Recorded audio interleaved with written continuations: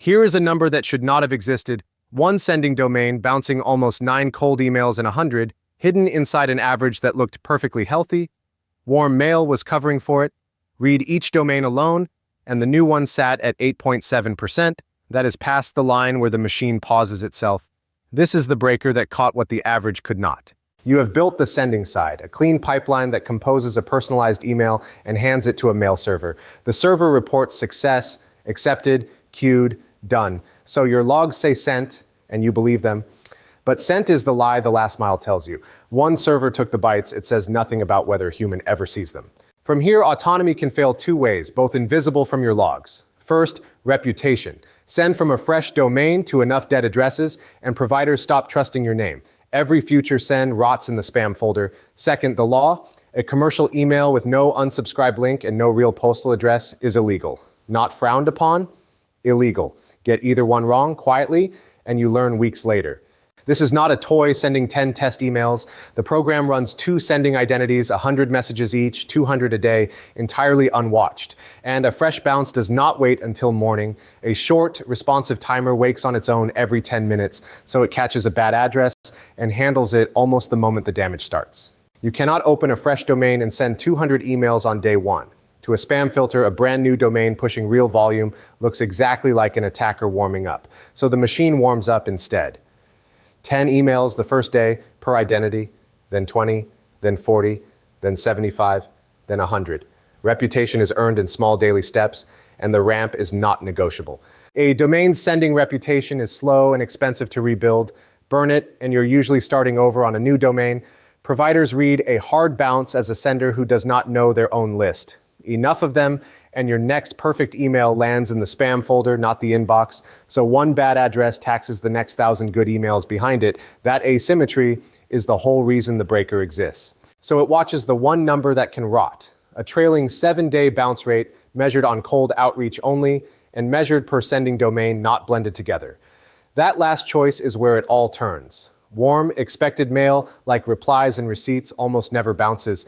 Blend that in, and it hides a sick domain inside a healthy-looking average. Measured alone, cold only, a bad domain has nowhere left to hide.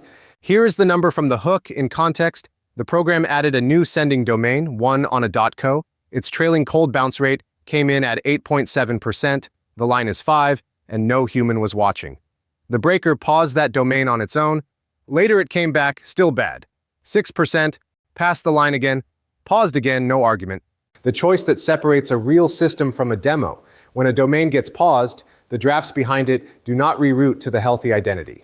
They defer, they wait. At that moment, the machine does not yet know why. Bad list or bad domain, so it will not hand that risk to the identity it trusts. The containment that saves you on a Saturday you never logged in, the machine did itself. So the breaker is the safety net. It catches a domain going bad and stops the bleeding fast. But a net is not a cure. The obvious next question is the one the machine asked itself. Why were these emails bouncing in the first place? The answer was not the domains at all. It was the addresses. Here is the second belief that broke. A well-formed email address is not a real inbox. The enrichment step, the part that scrapes a contact address off a company's website, had been capturing structurally perfect garbage. Every address it grabbed passed validation cleanly. Every reject said yes. And a large share of them had never been real mailboxes at all. The forensics were almost funny. A placeholder pulled straight off a page reading user@domain.com, a scrape mangled by JavaScript escaping, a JavaScript file name that the scraper mistook for a company's whole domain, recruiting inboxes that reject cold mail on principle. Each one looked like a valid email to a validator. Each one was a guaranteed hard bounce. The machine had been mailing files and placeholders. Then the number that stung. The forensics ran across one full week of bounces. 36% of them were detectable for free before a single send went out. Those recipient domains had no mail exchange record, no mail route anywhere, and no server that had ever agreed to accept their mail. More than a third of the damage was preventable for free if anyone had asked the domain one question first. So the machine started asking. Before every send, it queries the recipient's domain records for one thing: a mail exchange record, the entry that says whether a domain accepts mail at all. No record, no send. It is the cheapest question in the pipeline, and it costs nothing to ask. So the machine asks it first before it spends a single send finding out the hard way. Deliverability is only half the last mile, the other half is the law. In the United States, every commercial email must carry two things: a working way to unsubscribe and a real physical postal address. That is not etiquette. It is the federal anti-spam law, and every violating message is priced individually. So the machine bakes both into the base template, every send by construction, not by memory. And once a person says no, that no is permanent. Bounce handlers and complaint handlers feed one place, the suppression list. Anyone on it is never contacted again by any identity ever. And unsubscribe is a one-way door. The machine cannot walk back through it, no matter what a later campaign wants. Permanence is what makes the list worth anything. Compliance baked into the template sounds airtight. It was not. The same 65-agent audit from the tour found the footer missing on exactly one message type, the payment link reply, the single highest stakes email the machine ever sends. That reply skipped the base template, so it skipped the address and skipped the unsubscribe. The place compliance mattered most was the one place it quietly leaked. It landed as one of the 7 high-severity fines, and the audit found a second gap right beside it. The plain text version of every email was missing the footer too. Both got closed the same way. Compliance stopped being a property of one template. It became a rule on every message type the machine sends, checked on the way out, not merely hoped for.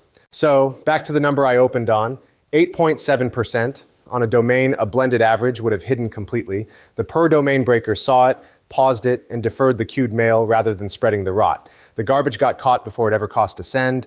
The law got baked into every message.